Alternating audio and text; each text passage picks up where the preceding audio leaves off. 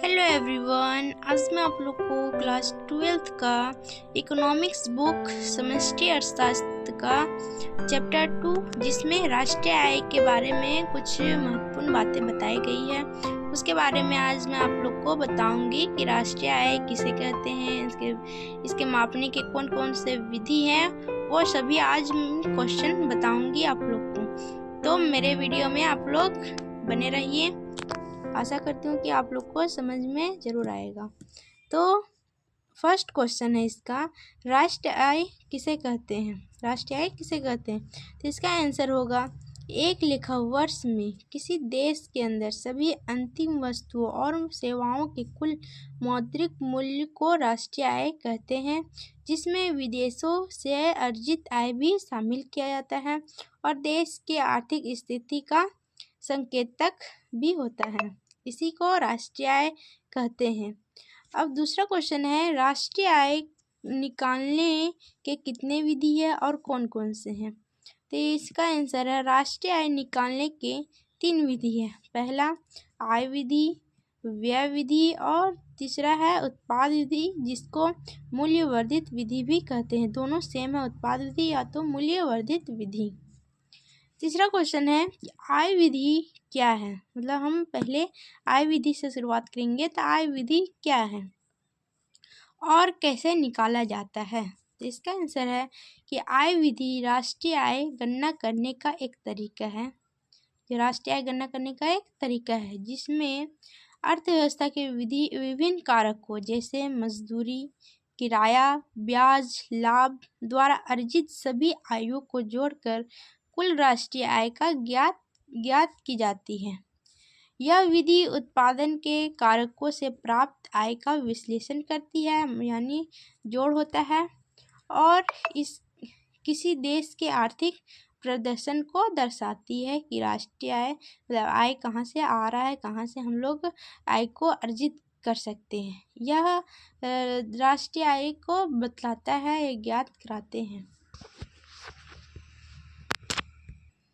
अब 4 number question है कि राष्ट्रीय आय ज्ञात करने के लिए क्या क्या जोड़ा जाता है, यानी कि राष्ट्रीय आय ज्ञात करने के लिए क्या क्या जोड़ते हैं, क्या क्या शामिल करते हैं, क्या क्या को नहीं शामिल करते हैं, वो बताऊंगी। तो राष्ट्रीय आय को जो राष्ट्रीय आय में क्या क्या जोड़ा जाता है, तो पहला है कर्मचारियों का पारिश्रमिक कर्मचारियों का पारिश्रमिक में 4 और इसके अंदर आते हैं, जैसे कि नकद मजदूरी तथा वेतन, किस्म के रूप में भुगतान, सामाजिक सुरक्षा में नियोजकों का योगदान और सेवानिवृत्ति पेंशन।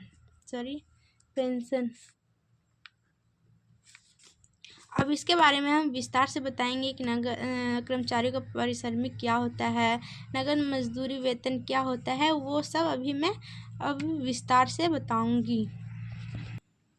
जैसे कि इस बुक में दिया है कि कर्मचारियों का पारिश्रमिक क्या होता है, तो इसमें दिया है, इससे अभिप्राय कर्मचारियों द्वारा अपने नियोजकों को दी गई श्रम सेवा के लिए पुरस्कार के रूप में प्राप्त लाभों, नगद या किस्म के रूप में के कुल जोड़ में है। इसमें निम्नलिखित घटक शामिल होते हैं, जो भी मैं बताई थी कि कर्मचारियों के 4 और घटक होते हैं, तो इसके 4 निम्नलिखित घटक है। पहला घटक है नकद मजदूरी तथा वेतन। इसे नकद मजदूरी वेतन क्या होता है, तो जानिए। इससे अभिप्राय है कि नियोजकों द्वारा जो उत्पादन कराता है उसके द्वारा कर्मचारियों को नगद भुगतान करना या उसे वेतन खाते में नगद हस्तांतरित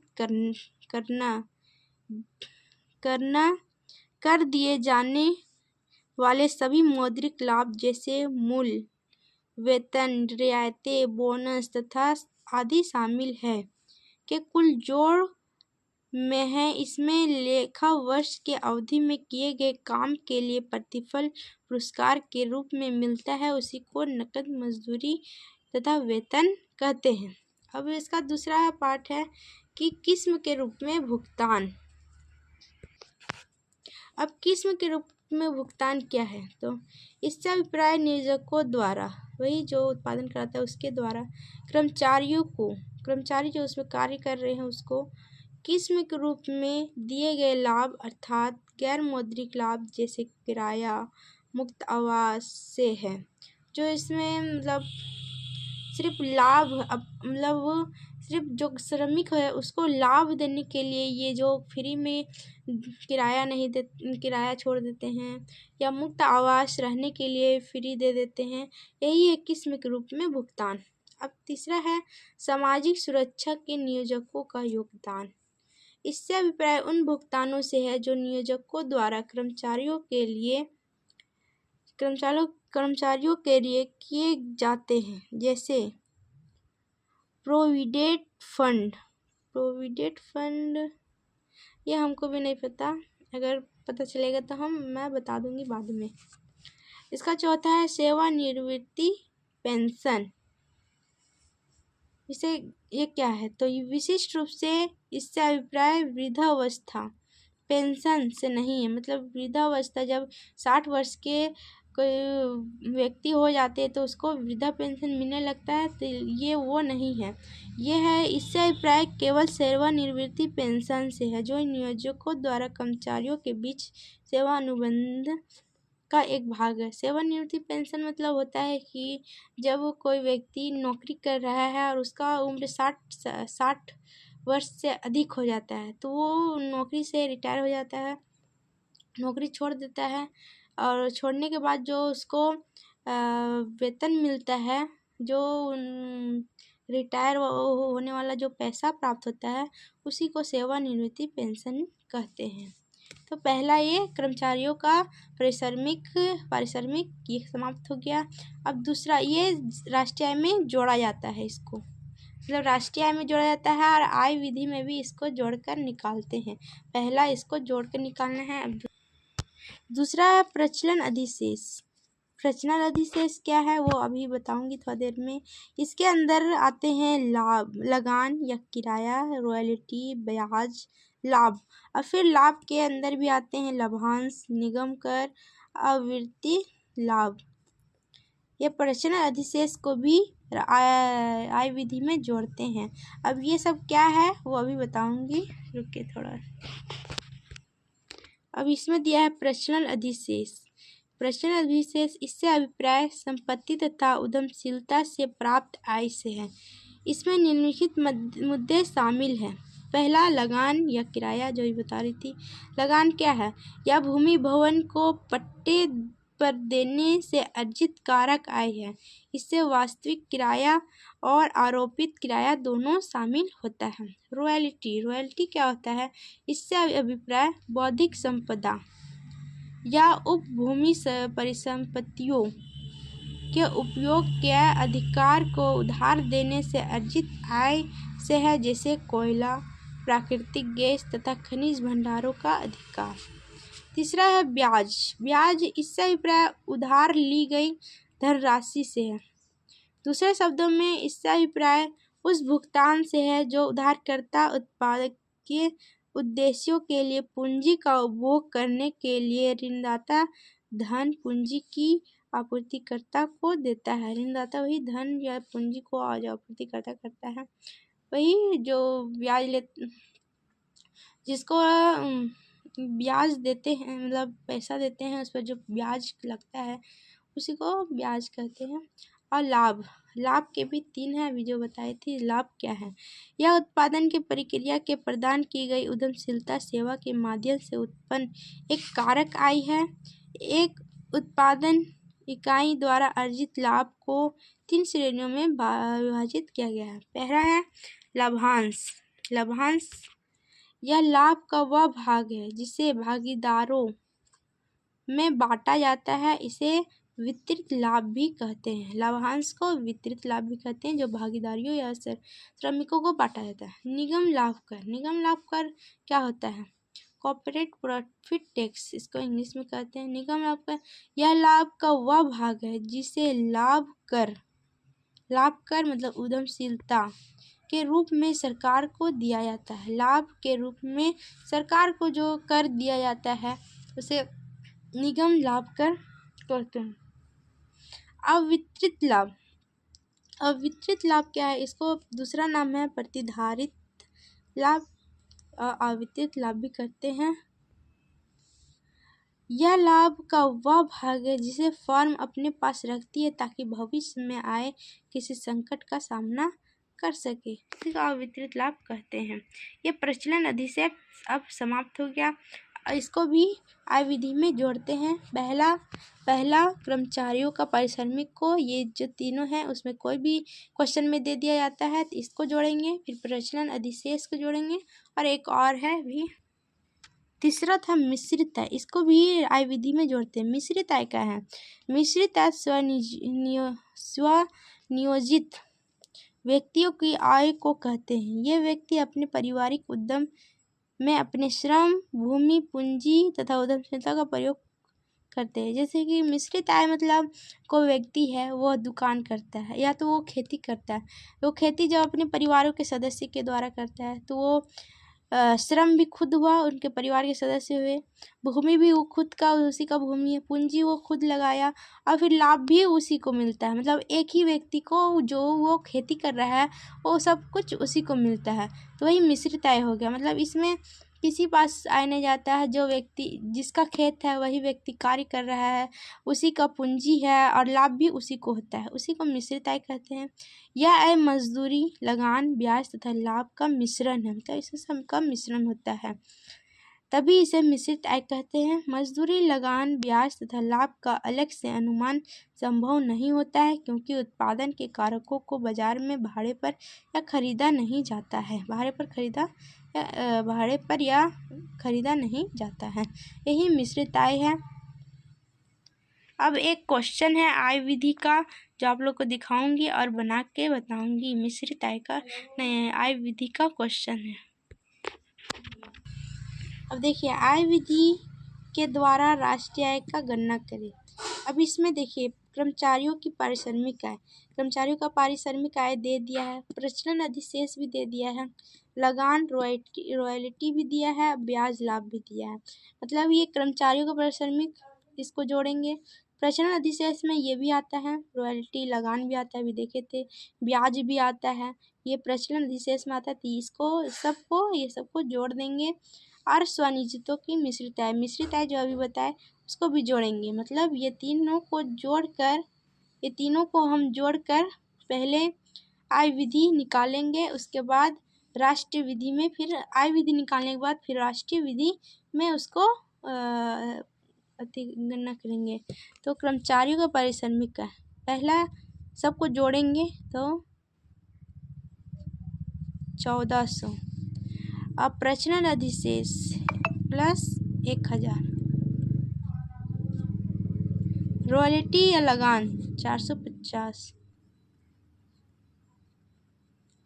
ब्याज या लाभ 650 प्लस स्वनियोजितों की मिश्रित आय, इसको भी जोड़ेंगे तो इसका आएगा 500। अब ये सभी को हम लोग जोड़कर निकालेंगे तो देखते हैं जोड़ने के बाद कितना आंसर आता है। तो ये सभी को जोड़ेंगे तो 4000 टोटल आएगा। आप भी जोड़कर देख लीजिएगा। तो टोटल हम डायरेक्ट मोबाइल से ही कैलकुलेटर कर लिए हैं तो 4000 आएगा जोड़ने के बाद। अब ये 4000 जो हम लोग को निकला वो हम लोग का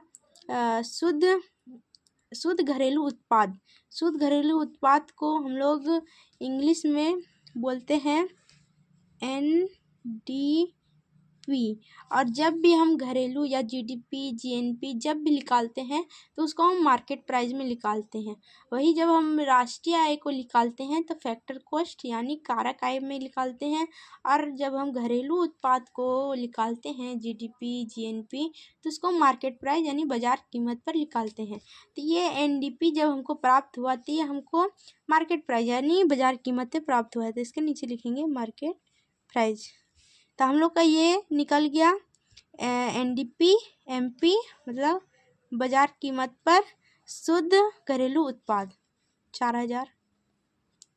अब हम लोग को राष्ट्रीय आय निकालना है। राष्ट्रीय आय निकालने के लिए फॉर्मूला होता है जिसमें राष्ट्रीय आय निकालने का NNP नेट नेशनल प्रोडक्ट और जब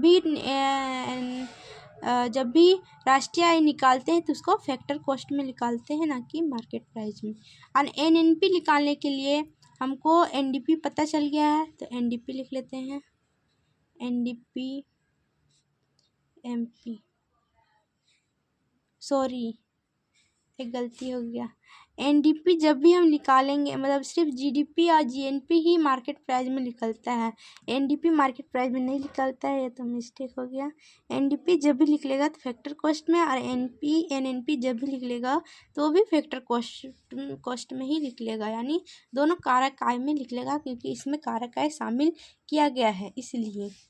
तो गलती हो गया, एनडीपी भी फैक्टर कॉस्ट में निकलेगा, तो हम लोग का फैक्टर कॉस्ट 4,000 आया है। और राष्ट्रीय आय को हमको निकालना है, तो राष्ट्रीय आय का फॉर्मूला लिखने के लिए एनएनपीएफसी राष्ट्रीय नेट नेशनल प्रोडक्ट शुद्ध राष्ट्रीय आय, और फिर एनडीपी, इसको भी फैक्टर कॉस्ट करेंगे, ये मिस्टेक हो गया था, फैक्टर कॉस्ट। अब यहाँ देखते हैं कि एन, हम लोग एक चार्ट होता है, चार्ट बनाते हैं जिसमें एन सेम है। एन से मतलब नेशनल से डोमेस्टिक जाना है, मतलब राष्ट्रीय आय, राष्ट्रीय से मतलब राष्ट्र से हमको घरेलू में जाना है, घरेलू में। तो हम इसमें NFIA, ये NFIA का मतलब होता है, NFIA का मतलब होता है विदेशों से शुद्ध कारक आय। मतलब यहाँ हम लोग के देश के लोग जहाँ विदेश में जाके कमाते हैं, और विदेश के लोग जब हम लोग के देश में आकर काम करते हैं, उसी के अंतर को हम लोग NFIA कहते हैं। जैसे इसमें दिया है कारक लागत पर शुद्ध विदेशों से प्राप्त आय, मतलब विदेशों से प्राप्त शुद्ध कारक आय को ही हम लोग NFI कहते हैं। नेट, इसका फॉर्मूला नहीं पता है, वो मैं बता दूंगी इसका फॉर्मूला क्या होता है। तो NFI को हम लोग जोड़ते हैं, क्योंकि हम लोग नेशनल से घरेलू में जा रहे हैं। अगर घरेलू से नेशनल में जाते तो NFIA को घटा देते, और अगर हम लोग नेशनल से डोमेस्टिक में आ रहे हैं तो NFI को जोड़ेंगे। तो राष्ट्रीय आय निकालने का फॉर्मूला हम लोग निकाल लिए हैं, NDP factor cost plus NFIA। अब NFI को हम लोग जोड़ेंगे तो इसका 4,000 आया है, NDP MPFC 4,000 प्लस में NFIA हम लोग को दिया है, इसी को कारक लागत पर शुद्ध विदेशों से प्राप्त आय को ही NFIA कहते हैं, जिसका 90 है। अब इसको हम जोड़ देंगे तो 40,090 हम लोग का आंसर आएगा, और ये हम लोग का सही है। इसी तरह हम राष्ट्रीय आय के